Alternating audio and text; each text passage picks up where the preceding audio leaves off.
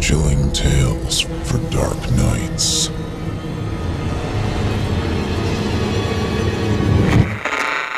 Want to make sure you never miss a Chilling Tales for Dark Nights video again? Be sure to subscribe and hit that bell to turn on notifications. Kids do dumb shit. Adults do dumb shit too. But generally you don't see them trying to radiate their own brains by pressing their skulls against the glass of a 1987 Panasonic microwave while it's running on high. But that's what I did, for a month straight. Now, I was 11 at the time, and Watchmen had just wrapped up its run. Charlie was my best friend, and we'd take turns shelling out our allowance for the latest issue, and then trade it back and forth. It was all over our heads, except we knew that Dr. Manhattan was cool as hell, and that, like a lot of comic book characters, he'd gotten his superpowers through radiation. My mom's always telling me not to stand too close to the microwave while it's running, or I'll get radiation, Charlie remarked one day. Wonder if that would actually work. My mom says the same thing, I said.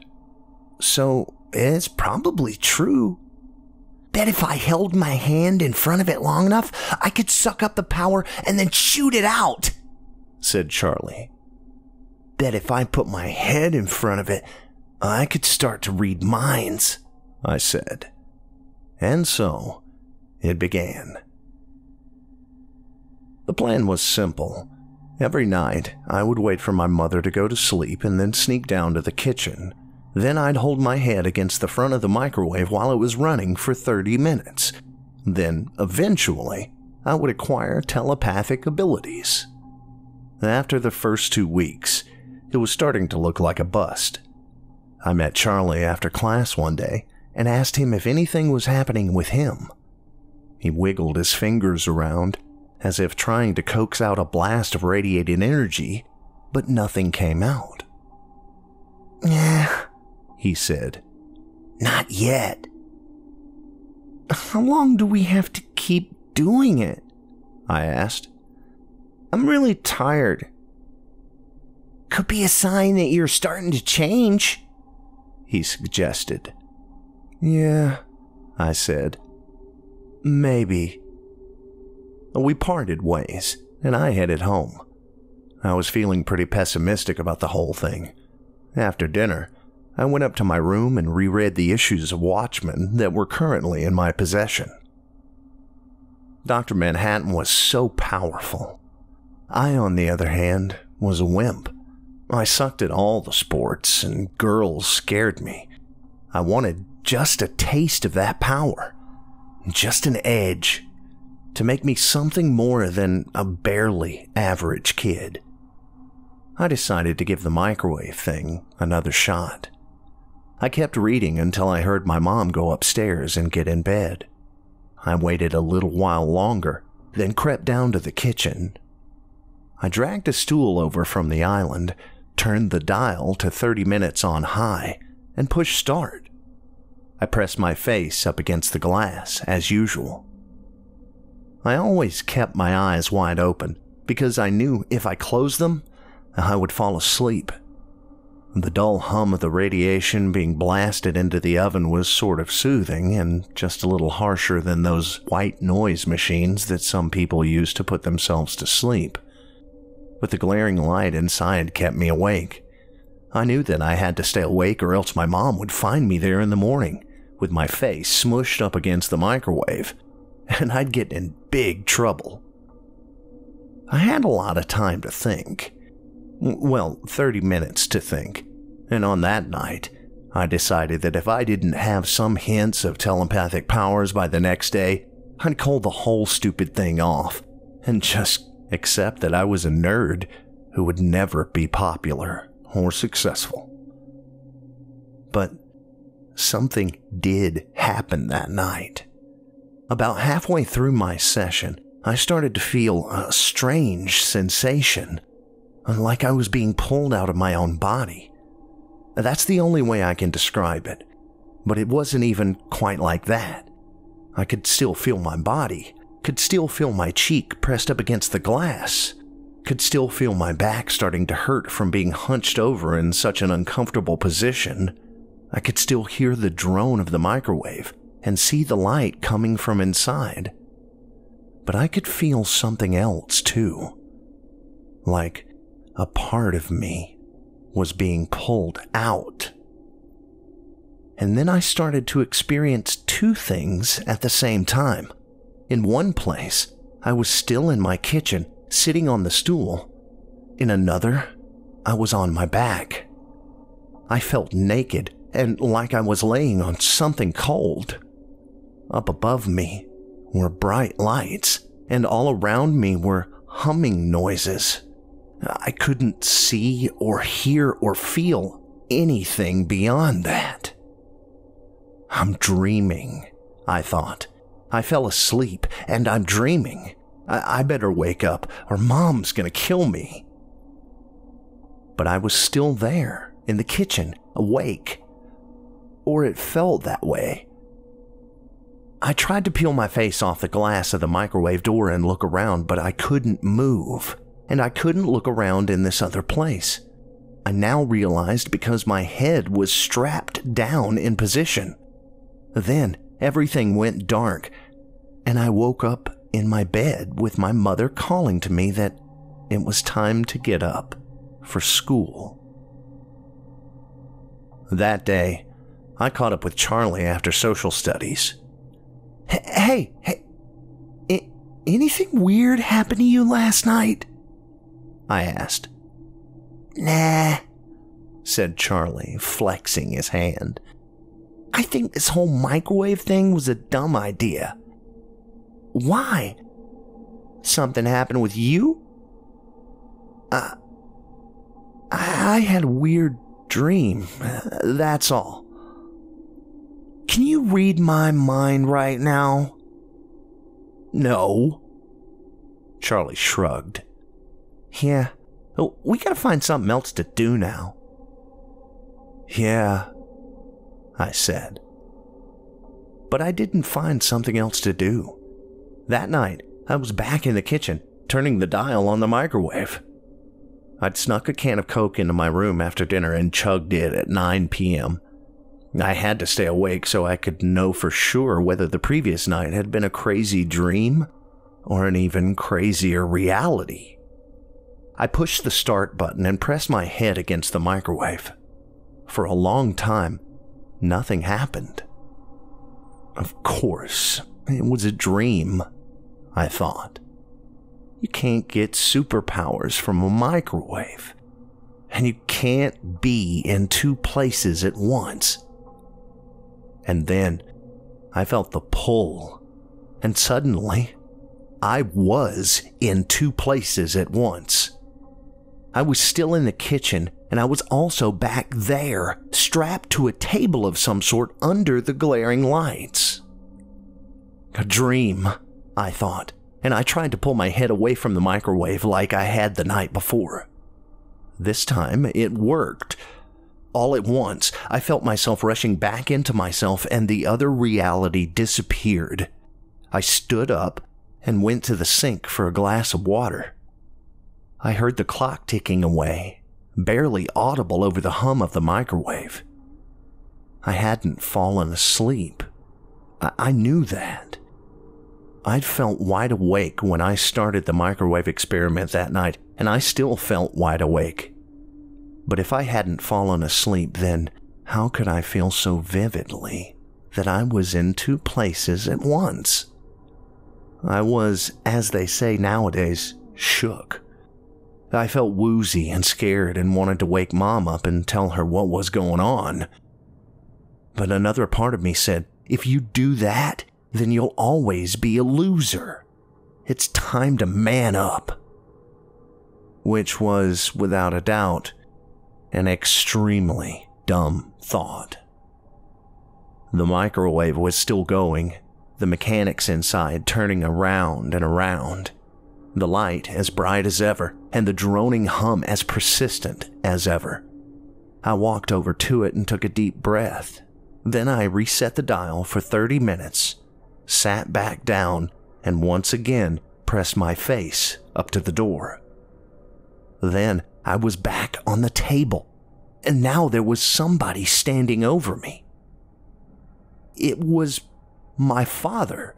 He had died 2 years ago of a heart attack, but there he was, standing over me, looking down. "Dad?" I heard myself say. "Don't be afraid, Dan," he said, smiling. "It's me. I never left you, really. I've always been here, behind the thinnest of curtains." "What's happening? Am I dreaming?" "You were," said my father. "Now you're awake. Or nearly there. You just need to pull the curtain back a little more." "Why am I strapped down like this?" I asked. "You're not," he said, snapping his fingers. And then I wasn't. I lifted my head and looked around. I was in the middle of a circular room on a metal table with a light on a stand above me. All around me were people who looked like doctors in white coats writing things down on their clipboards. Then there was my father right next to me, offering out his hand. Meanwhile, I saw the plate spinning around and around in the microwave under the bright light and felt my face plastered to the glass door. I heard the same old uninterrupted hum. I took my father's hand. "What is this place?" I asked. How can I be in 2 places at once? Who are those doctors? What's happening? I'm so scared." My father's smile grew wider. "We'll talk later. Okay, bud?" The microwave stopped humming, and then I was back in one place. I lifted my head and looked around. I was in my kitchen. I heard the clock ticking and the refrigerator buzzing. That wasn't a dream, I thought. That happened. I reset the dial on the microwave, pushed start, and laid my head against it again, and then woke up the next morning in my bed. That day, I was distracted all through school, thinking about what had happened, or hadn't happened. It had felt so real, like I was really there in this other place with my father, but that was so weird, and unlike anything I'd ever heard of before. Science was the last class of the day, and after the bell rang, I stayed behind and approached the teacher. "Mr. Lockwood, I have a question." "Good. I like questions. Shoot." "Can people be in 2 places at once?" Mr. Lockwood smiled. "Well, I'd say that you proved it was possible today, Dan. Your body was here, but your mind was somewhere far off. And what's going on? And where was your mind? That's the part I want here. Your body's just a hunk of meat and better off in phys ed. The mind is where it's at." "No. I mean, can a person, really be in 2 places at once?" "Well, physically, no. There's a branch of science that says very small things can, in a sense, exist in 2 places at once. That's quantum physics. Very advanced stuff. Frankly, it's above my pay grade, but I'm happy to see you take an interest." "Oh," I said. "Small things, but not big things, like people. So if someone, they were in 2 places at once, it would just be in their head? That's right. Has something like this been happening to you? Suddenly, I felt very silly. No. I was just asking because of a comic book. I didn't think you could do that, be in two places at once like that. Mr. Lockwood smiled. Now, between you and me, Dan, off the record, who knows? There's so much about the universe that we know nothing about. Now, we know how to make balls bounce and why this seems to work. And we know how to prevent polio. We know when and where the dinosaurs lived. We know a lot, but we don't know everything. So my official answer is no. Be a good boy and read your textbook. But off the record, who knows? Never stop wondering. Never stop trying to figure things out. Well, I could tell that he was just trying to be nice, but it made me feel better anyway. Thanks, Mr. Lockwood, I said, and I left the classroom.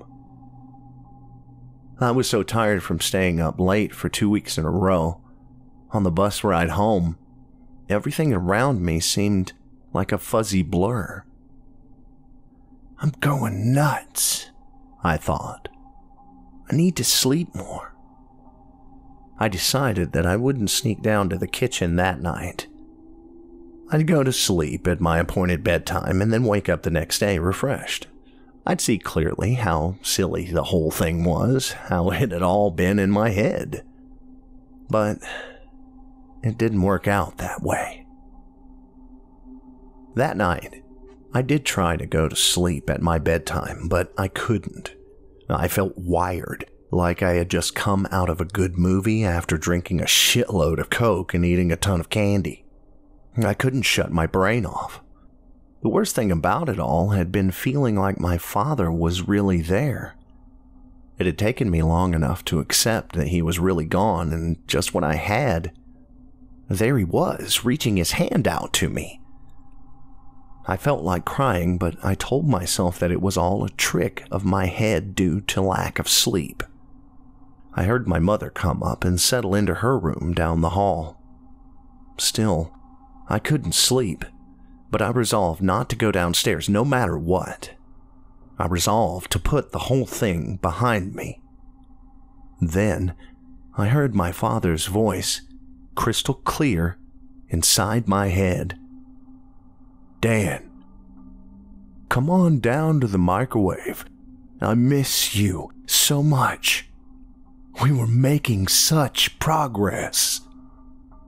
Dad, I whispered. Is it really you? Yes, but we can't talk here. Come down to the microwave, and we can talk there. It was so real. I couldn't resist it. I couldn't turn my back on my father. I needed him. I loved him so much. I got out of bed and crept down the stairs and into the kitchen. I pulled up my stool, started the microwave, and pressed my face against it. My father was standing there then. He looked different, older and sick. So did all of the people sitting around the room with their clipboards. Dad? Are you okay? My father smiled. I am now, Dan. But listen, please don't leave me here again like that. And when you do, it hurts me. If you stay away for too long, I'll shrivel up and die. I won't leave you again, Dad. I promise. I'll be here every night. That's good, Dan. That's very good. Now, I want you to lie back down on this table here and let the good doctors look you over. Okay? Oh, okay, I said. I put my head against the cold metal table and looked up at the light. And then there was a doctor standing over me, and then I was waking up back in my bed as my mother called for me to get up and get dressed for school. I hardly remember anything about the next week and a half, only in jagged flashes. During the day, I started to fall apart. I couldn't focus on anything, and I refused to eat. I stopped talking to people. My mother pulled me out of school and shuffled me from doctor to doctor. It wasn't until I was admitted overnight at a hospital and could no longer press my head up against the microwave that this all finally stopped.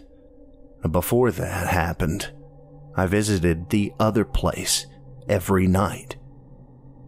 I don't remember much, but I remember that the doctors poked me with a lot of needles and hooked me up to a lot of strange-looking devices. They were always writing on their clipboards. I got a look at what they were writing once, and it was in a strange language, full of weird symbols. My father and the doctors started to change over time. They looked less and less like people. Their features melted away in an incoherent fleshy mess, and then stopped looking like flesh altogether. They started to look like crackling balls of electric energy, like spheres where millions of lightning storms were constantly going off. I was so terrified, but I couldn't tell anybody what was happening, and I couldn't stop going there. I don't know why. I just felt less and less attached to this world and more a part of the other. I felt like if I stopped going there, I would vanish. Finally, like I said, my mother admitted me to a hospital overnight. She sat by my side the whole night, as did my friend Charlie. I don't remember what happened, but he told me about it later. Around midnight, I woke Charlie up with my screams. I was yelling about how everything burned, and how I needed to get back to my microwave, and about how I was killing them. A nurse came rushing in, and Charlie heard them talking about giving me some kind of drug before he and my mother were ushered out of the room. And my mom gave them hell and kept demanding to go back in, but they wouldn't let her. Charlie could hear my screams from down the hall. And whatever drug they gave me, it didn't work. I screamed for hours, and finally Charlie couldn't take it anymore. He was a mess, and his parents had to come get him. My mom refused to leave the waiting room for a second. And then I was awake in the hospital bed, hooked up to all kinds of machines. And for a second I panicked, thinking that I was back in the other place, but there was no electric light above me, and as I blinked my eyes open, I saw sunlight pouring into the room. Then I saw my mother, her face ravished by staying up all night worrying and crying. "Mom," I said. It was the first word I'd said in a week, and it was painful coming out of my dry throat, but the sound of my own voice, real in this world, felt magical, like the opening notes of a symphony, or back in those days, the Legend of Zelda theme music. And my mother, she was so beautiful, despite the worry on her face. "Dan," she said, jumping up and putting her hand on my head. She leaned down and kissed me on the cheek. "How do you feel, honey?" "Hungry," I said. She smiled and called the nurse in and demanded some food, and I was on my way to recovery. Nobody ever had a satisfactory explanation of what had happened. I didn't show any signs of radiation sickness, of course, because microwaves can't really do that, despite what moms across the world believe. In the end, they settled on sleep deprivation, but that's absolute bullshit.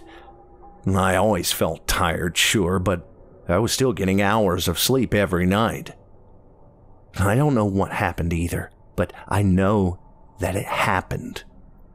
Some kind of combination of waves coming together and showing me another place that's just on the other side of this one. Perhaps the beings there were trying to use me to cross over to this side. I don't know. All that I know is that it happened, and that I do all of my cooking with propane now. Chilling tales for dark nights.